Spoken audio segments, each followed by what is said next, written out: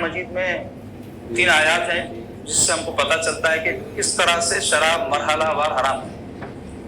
پہلے تو صرف شراب کی مذمت قرآن میں بیان کی گئی، یہ خراب چیز ہے اور اس کا نقصان اس کے فائدے سے زیادہ ہے۔ دوسرے مرحلے میں حالت نماز میں شراب منع کی، تیسرے مرحلے میں ٹوٹلی کسی بھی وقت پینے سے منع کر دیا۔ تو اس سلسلے میں پہلی آیت ہے سورہ بقرہ کی۔ کچھ لوگ حضور علیہ الصلوۃ والسلام کے پاس آ کے عرض گزار ہوئے، یا رسول اللہ شراب کے بارے میں ہمارے دین میں کیا حکم ہے؟ تو اس پر یہ آیت نازل ہوئی، اس میں اللہ تعالیٰ فرما رہے ہیں یسألونک عن الخمر والمیسر قل فیہما اثم کبیر ومنافع للناس اثمہما اکبر من نفعہما۔ اس میں اللہ تعالیٰ فرمائے یسألونک، آپ سے سوال کر رہے ہیں، آپ سے پوچھ رہے ہیں، مسئلہ معلوم کر رہے ہیں۔ یسألونک، آپ سے پوچھتے ہیں، عن الخمر، خمر کہتے ہیں شراب، والمیسر، اور جوئے کے بارے میں کہ کیا حکم ہے، آپ کے دین میں کیا تعلیم ہے اس بارے میں؟ قل، فرما دیجیے، فیہما اثم کبیر، ان دونوں میں بڑا ہی گناہ ہے، بڑی بری چیزیں ہیں دونوں، شراب اور جوا۔ قل فیہما اثم کبیر وہ منافع للناس، جبکہ لوگوں کو کچھ فائدے بھی ہیں اس میں۔ مثلا شراب پینے سے آدمی سو جاتا، تھکا ہوا ہے تو فوری نیند آ جاتی گئی، لیکن سائنس آج ثابت کی ہے کہ وقتیہ تو اس سے اس کو ریلیف ملتی بعد میں، مگر بیماری بڑھ جاتی ہے اس کے اندر، اور پھر پینے کے بعد بھی نیند نہیں آتی ہے، اور اس کے بعد ہیجان انگیز کیفیت پیدا ہو کے خودکشیاں بھی کرتے ہیں، لڑائی جھگڑے کئی کام کرتے ہیں۔ لیکن کچھ نہ کچھ فائدہ ہے جو لوگ بیان کرتے تھے اس زمانے میں کہ بھئی یہ فائدہ ہے، شراب اس واسطے پی رہے، تو اللہ تعالیٰ فرمائے کہ اس میں کچھ نفع ہوگا، لیکن فرما رہے ہیں قل فیما اثم کبیر ومنافع الناس واثمہما، اور ان دونوں کا فائدہ، جوئے میں بھی فائدہ ہے نا، بار جیت گئے تو ایک دم رات رات پیسہ ہے، لیکن اس کے بعد ہار گئے تو گھرا میں نکل جاتے، بیویاں بیچ دیے، کئی کاما کرے لوگ۔ تو فرمایا قل فیہما اثم کبیر ومنافع الناس واثمہما، اور ان دونوں کا گناہ، ان دونوں کی برائی، اکبر من نفعہما، ان کے فائدے سے زیادہ ہے، یعنی ان کا نقصان ان کے فائدے سے زیادہ۔ تو اس میں منع نہیں کیا گیا، صرف اس کی قباحت بیان کر دی گئی، شراب اور جوئے، یہ پہلی آیت۔ پھر اس کے بعد سورہ نساء کی آیت نمبر 85 نازل ہوئی کہ ایک مرتبہ چونکہ شراب منع نہیں تھی، مدینہ شریف میں بعض مسلمان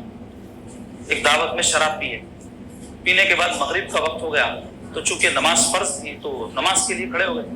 تو امام صاحب بھی نشے میں تھے، مقتدی بھی نشے میں تھے، تو امام صاحب سورہ کافرون پڑھے مغرب کی نماز میں، تو سورہ کافرون میں قل یا ایھا الکافرون لا اعبد ما تعبدون ولا انتم عابدون، تو لا لا لا آ رہا، اس میں مطلب یہ ہے کہ تم جس کو پوچھتے ہو ہم اس کو نہیں پوچھتے، تم جس کی عبادت کرتے ہو اس کی عبادت نہیں کرتے، تو انہوں کیا کریں، نشے کی حالت میں ہر لاکھوں کھا گئے۔ قل یا ایھا الکافرون لا اعبد کی جگہ قل یا ایھا الکافرون اعبد ما تعبدون، تو معنی بالکل بدل گئے۔ اس کے معنی پہلے ہوتے تھے اللہ کے ساتھ پڑھیں تو تم جس کو پوچھتے ہو ہم اس کو نہیں پوچھتے، تو جب انہوں لا چھوڑ دیے، لفظ لا جس کا معنی ہوتے نہیں کہ، تو معنی ہوئے تم جس کو پوچھتے ہو ہم بھی اسی کو پوچھتے ہیں، تو بالکل معنی بدل گئے۔ حضور پاک علیہ الصلوۃ والسلام کو اس بات کی اطلاع دی گئی تو پیارے آقا علیہ الصلوۃ والسلام پر یہ آیت نازل ہوئی جس میں اللہ تعالیٰ فرمائے یا ایھا الذین آمنوا لا تقربوا الصلاۃ وانتم سکارى حتى تعلموا ما تقولون۔ کیا فرمایا اللہ تعالیٰ، اے ایمان والو شراب کے قریب بھی مت پھٹکو، نشہ والی چیز،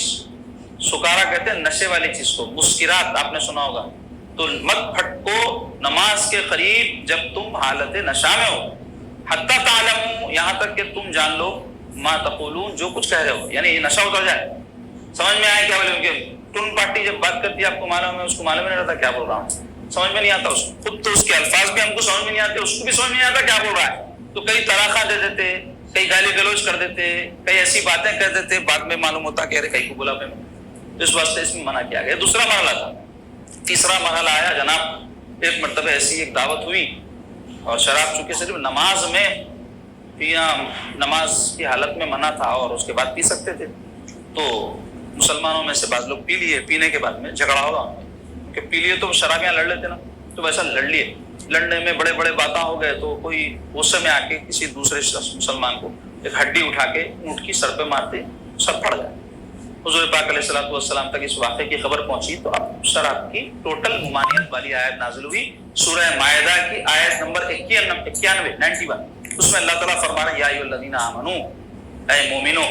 انما الخمر والمیسر والانصاب والازلام رجس من عمل الشیطان فاجتنبوہ لعلکم تفلحون۔ انما یرید الشیطان ان یوقع بینکم العداوۃ والبغضاء